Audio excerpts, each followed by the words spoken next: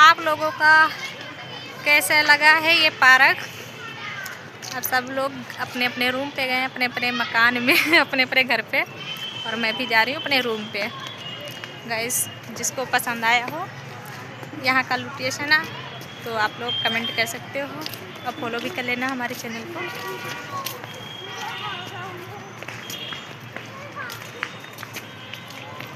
कितना हरा भरा पेड़। मैंने खूब झूला है झूला, और बच्चे भी खूब मस्ती से खेले हैं पार्क में। अभी काफ़ी लोग बैठे हुए हैं।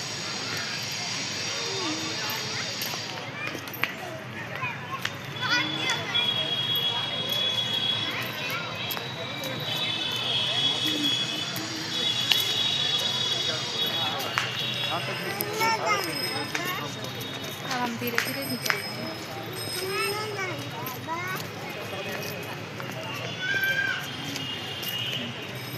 बाय, अगले ब्लॉग में मिलेंगे।